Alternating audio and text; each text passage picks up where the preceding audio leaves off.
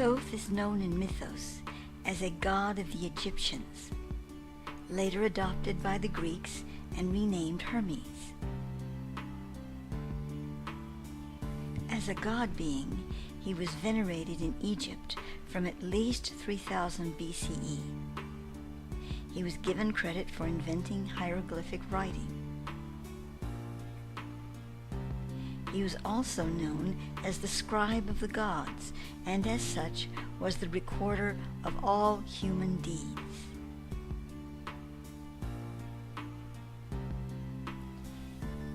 It has been said through the ages that the great Thoth brought to mankind the sciences of law, astrology, anatomy, medicine, chemistry, art, magic, alchemy, and architecture.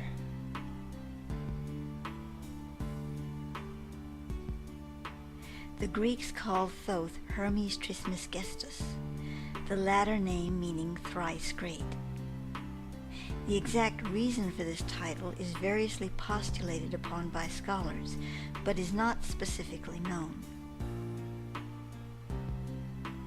The ancient Egyptians often depicted Thoth as ibis-headed, although he was also portrayed at times with the head of a baboon.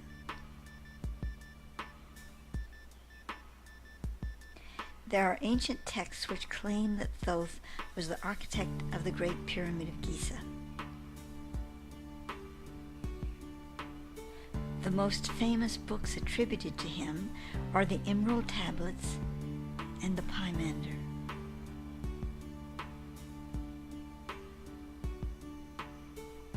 My Akashic insights reveal that Thoth, Toth, Tatet, and Tehute are all forms of the same root, which are titles meaning one who gives breath to, or the grand communicator.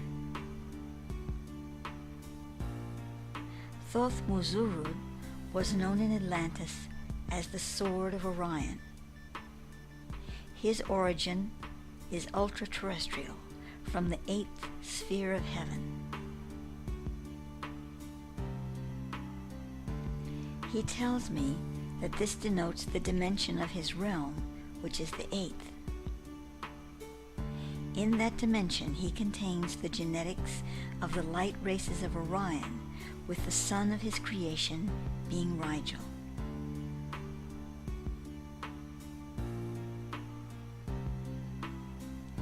Thoth's entire mission was threefold. One was to bring to earth the Enochian table, which was knowledge of sacred geometry for specific earth structures to be built upon this sphere to aid us in our return to the Atosic universe, which is the complete universe of non-duality.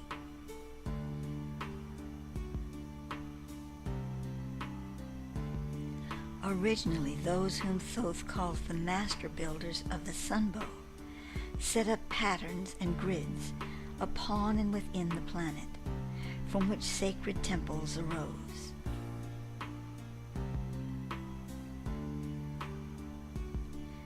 But as the etheric veil of the earth deteriorated, greater consciousness patterns were needed to be nested within the Gaia form of this world.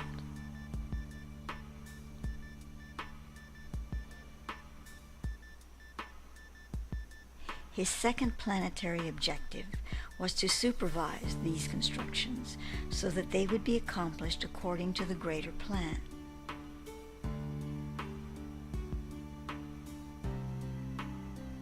Thirdly, he was to bring to this realm a great deal of knowledge that had been lost from the hearts and minds of the earthborn. This he gave us in such works as the Emerald Tablets, and in many other books on which such subjects as sacred geometry, alchemy, healing sciences, and the true genesis of our universe. All of his writings as the Thoth were not done pen in hand, but as direct transmissions into the Akashic records. Many channel scribes through the ages have tapped into the Akashic repository of Thoth and written from his record.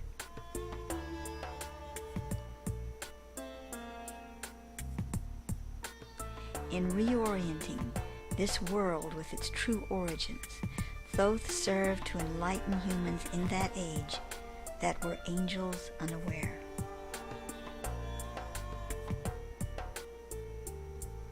The full accomplishment of Thoth's threefold mission was extended through his life as Race-Nis of Afra and on into this current day.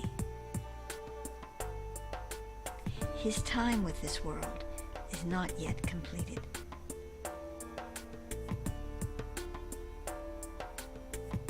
While it was as Thoth Muzurud that he was the master architect of the original Temple of the Risen One, the Great Pyramid, as Race-Nis, he again became its architect, in greatly renovating it after the Atlantean deluge.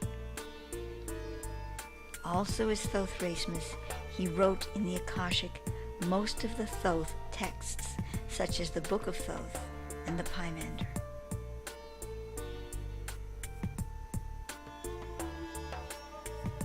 In 2002, I received the awareness that the illumined master and immortal Thoth had reincarnated into current embodiment on Earth.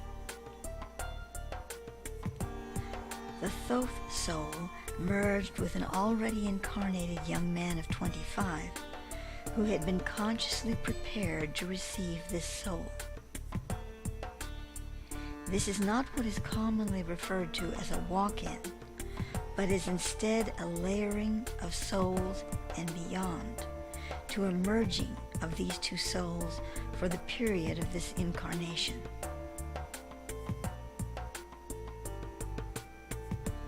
The current Thoth incarnation is given the name of Thoth Ami, meaning Thoth, one who gives breath to, Ami, divine accord, or centered being.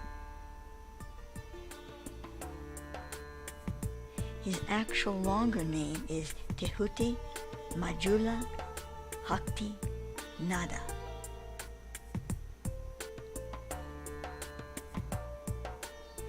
Thoth Ami's host body was manifested, that is, did not enter through a physical birth, within the inner earth domain, and then projected to the surface of the planet at the location of the Valley of the Blue Star in Tibet.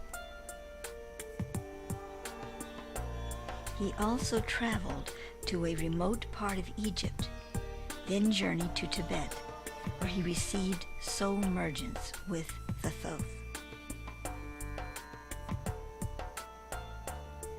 As Thoth Ami continues to anchor his new incarnation among us within this electromagnetic zone of Earth, so we may find a loving tutor of the breath within our direct energy field.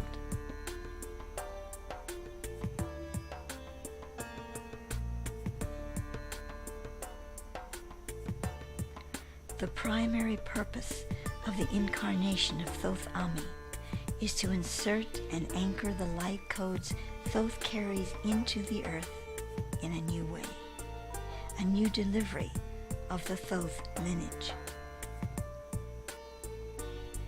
The Thoth teaching lineage is one of making way for the Christic power in the earth. In all its activity, so this is its primary agenda.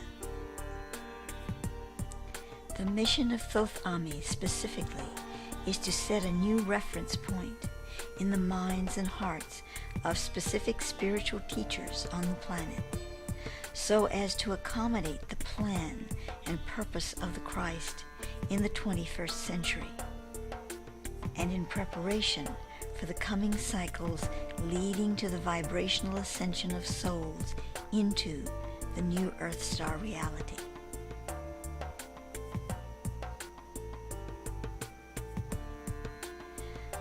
Thoth Ami will not dwell solely in Tibet. He travels to various locations on the planet, mostly through teleportation, a means used by other living masters such as Babaji. He will collect about him a small group of men and women, mostly of whom come from the inhabitants of the Valley of the Blue Star, but also from some other locations as well.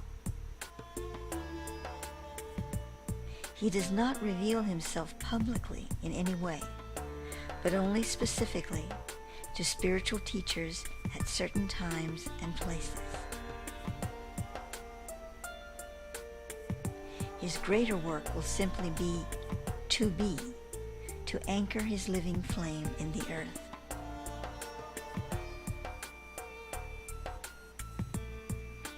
Also, the Thoth race-miss embodiment remains with this planet in the realm of the inner earth. Thoth names his larger oversoul as Ushael. He is still very much present with this earth in at least two physical aspects.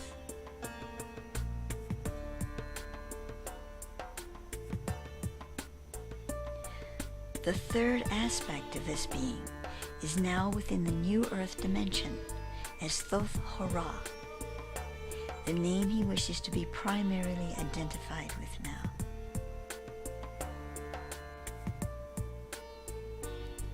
Thus, as you prepare to listen to I, Thoth, know that the being addressing you is operating in several embodiments and on vastly many planes of existence in the now.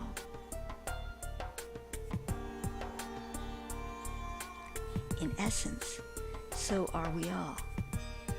But illumined immortals such as Thoth are aware in the entire spectrum of their existence each moment, and indeed beyond time and space.